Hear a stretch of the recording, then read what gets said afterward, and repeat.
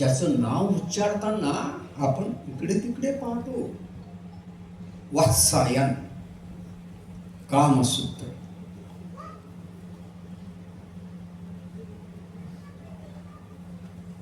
मी जेव्हा उत्तर महाराष्ट्राच्या वेगवेगळ्या तीर्थक्षेत्राला आणि पर्यटन स्थळाला भेट द्यायला गेलो, दोघं उभयता गेलो आम्ही. सुरुवातीला ज्या माणसाची ती ट्रॅव्हल होती तो एकदम अडाणी माणूस होता. आणि जेव्हा मी निघालो अशी रोडनं, तेव्हा पार्टी दिसली रस्त्यावर, खजुराहो. काय आनंद झाला मला. तो पुढे बसलेला होता केबिनमध्ये. मी त्याच्याजवळ गेलो आणि मी त्याला म्हटलं की कहो, हे खजुराहो चाललं हो, हे पाहायला पाहिजेत आपण. ते म्हणाले का आले? अहो म्हणजे ते पाहायला जर नेलं तर या गाडीतल्या सगळे लोक मला खेळणार म्हणतील. त्यानं दिलेला जो काही संदर्भ आहे तो त्याच्या दृष्टीनं खरा. म्हणजे खजुराहोला जर तुम्हाला जायचं असेल आणि तिथली शिल्प पाहायची असतील तर अश्लीलता हा भाग तुमच्या मनात कुठंच आला ना पाहिजे. एक कलात्मक सौंदर्य त्या शिल्पांमधलं जर तुम्हाला पाहता येत असेल तरच पाहायला पाहिजे. आणि सामान्य जी गावाकडची माणसं असतात त्यांना हे सगळं काही माहिती कळत नाही त्यांना. दुसऱ्यांदा जेव्हा गेलो, दुसरा ट्रॅव्हल होता, वाला होता आणि त्याच्याकडे पैसे भरल्यावर त्यानं आम्हाला ते कुठं नेणार तर त्याचं पॉम्पलेट दिलं आणि त्याच्यामध्ये मी पाहिलं खजुराहो. अरे म्हटलं वा, आपल्या आयुष्यामध्ये जी एक आपल्याला असं वाटत होतं की ही जागा आपल्याला पाहायला भेटली पाहिजे. पण अडचण होती, आम्ही दोघंच नव्हतो. पहिल्या गाडीत आम्ही दोघंच होतो. तिसरं कोणी माणूस आहे आमच्या ओळखीचं नव्हतं. घरचे म्हणत की तुम्ही दोघंच चालले यार, तुमच्या ओळखीचं नाही, कोण नाही कोण नाही. मी फक्त एकच सांगितलं की माझ्यासोबत माणसं आहेत ना. अरे मी जर माणूस असेल तर ती मला ओळखतील, एवढं काय त्याच्यात घाबरायचं. आणि खरोखर त्या पहिल्या गाडीतल्या लोकांनी अतिशय म्हणजे मला आणि तिलाही, कारण तिच्या त्यात भावजया होत्या, माझी मिळवणी होती, म्हणजे नात्यानं झाली ते, असे मानलेल्या नात्यानं. तळहाताच्या फोडावर जसं जपतो आपण तशा पद्धतीनं घरापर्यंत पोहोचलो.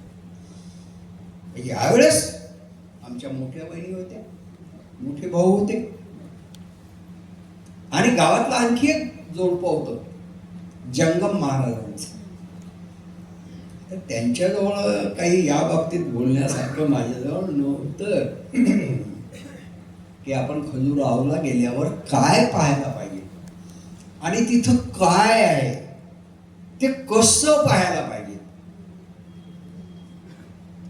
खाली जेव्हा उतरलो आणि तेव्हा मी सौला सांगितलं की हे बाय, आपण एक करायचं ना, हे यायला पुढं जाऊ दे, आपण दोघंच मागो. काऊन त्याच्या संग जाऊ ना. नाही, आपल्याला जे पाहायचंय ना ते आपण दोघं असल्याशिवाय पाहू शकत नाही. आणि एक एक मंदिर तिथलं लक्ष्मणाचं जे मंदिर आहे ते तर अप्रतिम आहे. ते पाहत असताना आमच्या दोघांचे डोळे विस्फारले गेले. काय काय शिल्प आहेत ती, आणि सगळी संभोग शिल्प आहेत. स्पष्ट सांगायचं म्हणजे सगळी संभोग शिल्प आहेत. मग तिनं मला एक प्रश्न विचारला, तर तिला आठवत नसेल की आपण काय विचारलं की हे काऊन असं.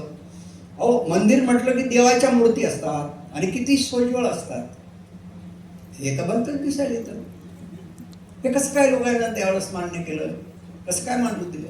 मग तिला सांगितलं मी की नाही, हे जे आहे ना हे अतिशय व्यवस्थित आहे. तो जो काळ होता ज्या काळामध्ये माणसं लिंग पिसाटपणे वागत होती, लैंगिकता इतकी प्रचंड वाढीला गेली होती की काय होते आणि काय नाही हे कळत नव्हतं. त्यावेळेस त्या काळचे जे कोणी राज्यकर्ते होते त्यांनी कलावंतांना आदेश दिले की तुम्ही अशा पद्धतीनं मूर्त्या तयार करा की त्यांच्याकडे पाहिल्यावर माणसांच्या भावनाच मरतील. आणि ते होते बरं काय. प्रत्येकाचा अनुभव हा वेगळा असू शकतो. आणि त्याच्यामुळे मग काय झालं की नुसतं खजुरावच नाही तर कोणार्कलाही आम्ही पाहिलाय तशाच मूर्त्या. इतकंच कशाला, आपल्या औंढ्याला जा, तिथं ज्या पट्ट्या आहेत ना खाली छोट्या छोट्या छोट्या, त्याच्यातही याच्यातली बरीच असणं दाखवलेली आहे. हा जो कात्यायन आहे आणि त्याचा जो तो कामसूत्र हा ग्रंथ आहे, त्या ग्रंथामध्ये वत्सगुल्मचा अनेक वेळा उल्लेख आहे. याचा अर्थ कात्यायन आणि वत्सगुल्म यांचा कुठेतरी संबंध आहे. मला सांगा की एवढ्या अभिमानाच्या गोष्टी जर समजा आपल्याला कळतात तर तिथं मग माझ्यासारख्याला, आमच्या नामदेवरावांसारख्यांना असं वाटतं की आपण काहीही नाही ना, आपण जे करतो आहोत ते काहीही नाही त्यांच्या तुलनेत. त्याच्यानंतर आपण तिसरा माणूस पाहणार आहोत, थोडा पुढचा काळ, अलीकडचा काळ. राजशेखर कवी, राजशेखर संस्कृत कवी राजशेखर. आमच्या नामदेवरावांची जी शाळा आहे राणी लक्ष्मीबाई, तिथलं जे व्यासपीठ आहे त्या व्यासपीठाला कवी राजशेखर रंगमंच असं नाव दिलेलं आहे. हे राजशेखराच्या संदर्भातलं सन्मानजनक असं जे काही प्रतिमात्मक असं ठिकाण आहे ते आहे. मला वाटते फाटक सर होते, नाटकातील दर्दी होते, त्यांनी ते तशा पद्धतीचं नाव दिलं असावं. तर हा जो राजशेखर कवी होता त्याचाही वाशिमचाच जन्म आहे. त्याच्या बाबतीत फक्त मला एकच सांगता येईल की त्याने एक रीती, काव्य रीती जन्माला घातली, जिला नाव त्यानं वच्छोमी असं दिलं होतं. विदर्भ रीती, वैदर्भी रीती किंवा वत्सोमी. वत्सोमी हे पुन्हा वत्सगुल्मयाचं स्वरूप आहे. प्राकृताच्या नियमानुसार, प्राकृत भाषेच्या व्याकरणाच्या नियमानुसार वत्स आणि गुल्म या दोन्हींचा यांची जेव्हा संधी होते तेव्हा मधली काही अक्षर गळतात. स आणि गु या दोन्हीचा छो होतो आणि मग वच्छोमी असा तिथे उल्लेख होतो.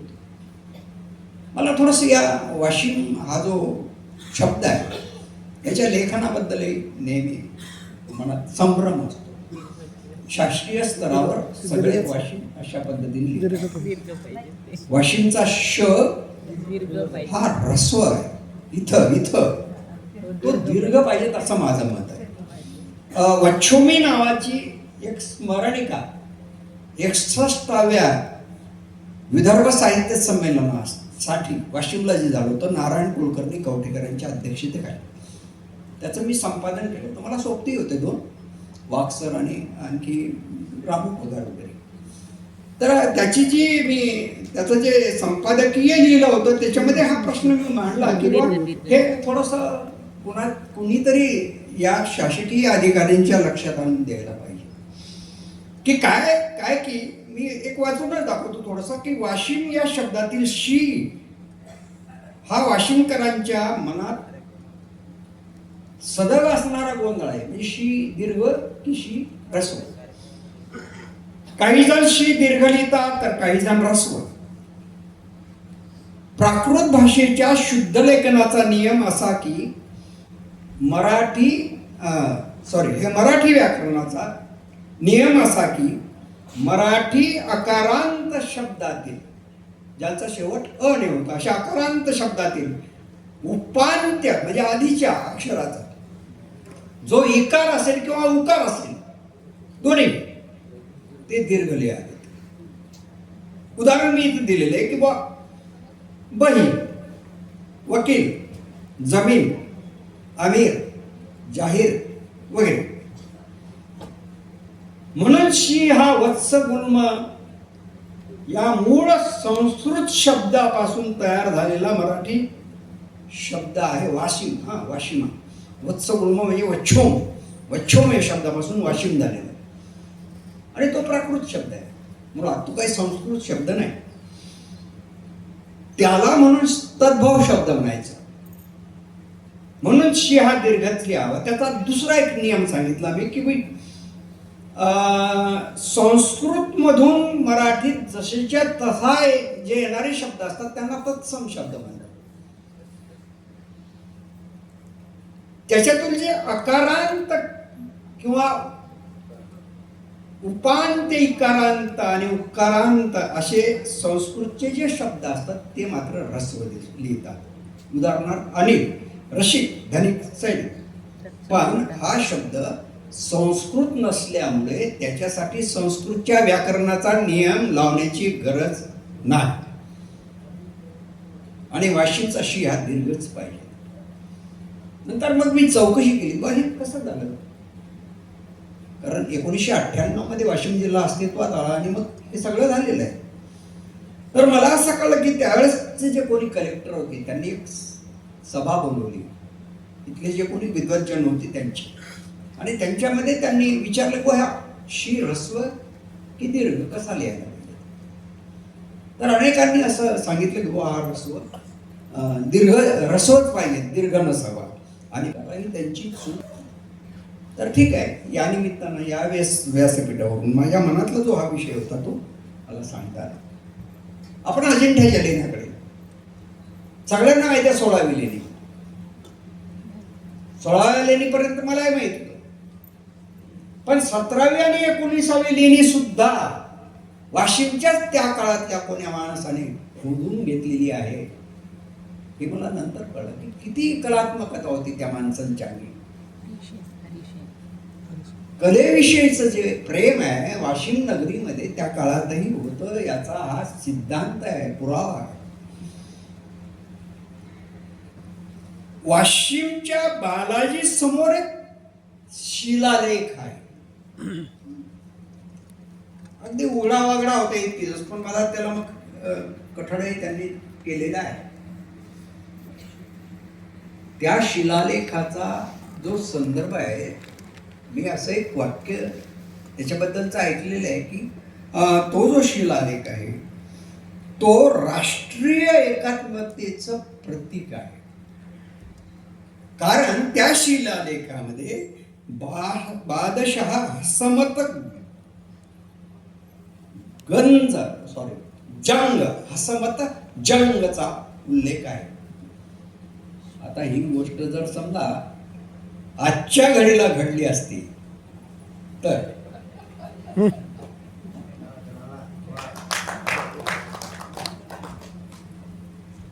त्या शिलालेखाकडे तरी तिथल्या व्यवस्थापनाचंही दुर्लक्ष होते. कदाचित तो काही काळानंतर नेस्तनाबूदही होईल. आणखी काही गोष्टी मला याच्याशी जुळत्या अशा सांगायच्या आहेत. वेगवेगळ्या धर्माचा वारसा या वाशिमला लागलेला आहे. इथे शीख मंडळी सुद्धा आहेत, त्यांचा गुरुद्वारा आहे. हे किती जणांना माहित आहे की त्यांचे गुरु नानक हे जेव्हा भ्रमंतीला निघाले दक्षिणेकडे जायला त्यावेळेस ते वाशिमला येऊन थांबले होते. मला तरी माहित नव्हतं, पण या कामी एका माणसानं फार मोठी आमच्यासारख्यांची सोय केलेली आहे. वाशिम जिल्ह्याचा इतिहास आमचे मोहनराव शिरसाट कवी सगळ्या गोष्टी या ज्या मी तुम्हाला सांगतो आहे त्या सगळ्या गोष्टी त्यांच्या ग्रंथातल्या आहेत. आणि हे गुरु नानक इथे येऊन गेले याची खूण म्हणून मग इथे एका गल्लीला नानकशाहीपुरा असं नाव मिळालेलं आहे. आणखी एक असा मुस्लिम वारसेच्या संदर्भात की मग आम्ही जसं म्हटलं की खजुराहोला जाणं आणि तिथली शिल्प पाहणं हे आपलं एखाद्या माझ्यासारख्याच फार संवेदनशील वगैरे आहे मी लेखक म्हणून मान्य स्वप्न असते, पण प्रेमाचा ज्यांना आविष्कार करायचा आहे, प्रेम कोणावर करावं? तुमच्यावर. मी त्यांच्याकडे पाहिलं. त्यासाठी प्रेयसीच पाहिजे का? नाही. प्रेम करायला इतकी माणसं आहेत आपल्या भोवताली. काही विचार करतो आपण प्रेमाचा, मोबाईल काढतो आणि असलं आई आहे जवळ, वडील आहेत, बहीण आहे, भाऊ आहे, बहिणी आहेत, पुतणे आहेत वगैरे वगैरे. अरे जिथं घरातल्यांचाच विचार नाही तिथं बाहेरच्यांचा काय विचार? प्रेमाचं प्रतीक म्हणून ज्याला मान्यता मिळाली, जागतिक मान्यता मिळाली, असा ताजमहाल दोनदा पाहिला आम्ही, उभयदांनी पाहिला, दोनदा पाहिला ताजमहाल. ज्या मुमताज महालच्या नावाने तो ताजमहाल बांधलेला आहे, ती मुमताज इथले जे उदाराम राजे होते त्यांच्या राज्यातल्या माहूर गडावर बराच काळ वास्तव्याला होती. आताही मला असं वाटते की त्या गडावर जाऊन तिथली माती उचलावी आणि कपाळाला लावावी, म्हणजे ताजमहाल पाहायला जायची गरज नाही. शहाजहानने त्याच्या बापाच्या जहांगीरच्या विरोधात जेव्हा बंड केलं होतं त्यावेळेस मग त्याला सुरक्षा म्हणून त्याने त्याच्या बायकोला इकडे आणून ठेव. महानुभव पंथांचे स्थापन करते श्री चक्रधर स्वामी, ते वाशिमला नाही आले पण मंगरुळपीरला आले. तिथे अरुणावती नावाची नदी आहे. असं सांगतात की बुवा पूर्वी तिचं पात्र फार मोठं आहे. मी जेव्हा गेलो होतो, आमचे मित्र सचिन कुलकर्णी आहेत, तिथले अभ्यासक आहेत, पर्यावरणाचा अभ्यास देतात, विशेषतः पाण्याच्या संदर्भात ती जास्त मोठी चळवळ करत आहे. त्यांनी मला ते मंदिर नेऊन दाखवलं, ती अरुणावती नदी दाखवली, छोटासा ओढा राहिला तिचा, ती फार मोठी होती, त्यावेळेस खळखळ पाणी वाहत होतं. आणि तिथे एक लीळा चक्रधरांची झालेली आहे, ती लीळार चरित्रामध्ये समाविष्ट आहे. तिथे त्यांचं मंदिर बांधलेलं आहे चक्रधरांचं.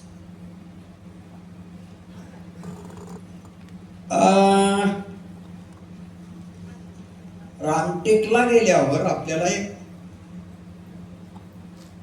असं स्वप्न असते मनामध्ये की जिथं मेघदूत लिहिलं गेलं ती जागा पाहावी. रामटेकच्या परिसरामध्ये जेव्हा मी शाळेत स्काउटचा गाईड वगैरे करत होतो शाळेत, तेव्हा एक 15 दिवसाच्या ट्रेनिंगसाठी तिथे गेलो होतो आणि मग तिथून त्यांनी आम्हाला तिथं रामटेकला नेलं आणि ती जागा जिथं बसून कालिदासांनी मेघदूत हे काव्य लिहिलं. किती आदर असतो आपल्या मनात या कालिदासाबद्दल. असं वाटतं की वा, आपण कालिदासच असावं. कशाला 12, 17, 15 कादंबऱ्या लिहितात, एकच मेघदूत लिहायचं. तो कालिदास वाशिम मध्ये वास्तव्याला होता. नाही आश्चर्य वाटत आपल्याला? हे वाशिमचं सांस्कृतिक वैभव त्या काळात किती थोर होतं, किती मोठं होतं.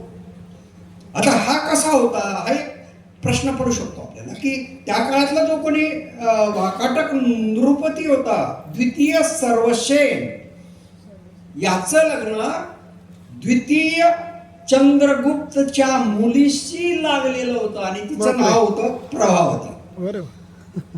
आणि तिच्या मदतीसाठी म्हणून चंद्रगुप्तांना काही त्यांचे विद्वान इथं पाठवले होते, त्यात कालिदास.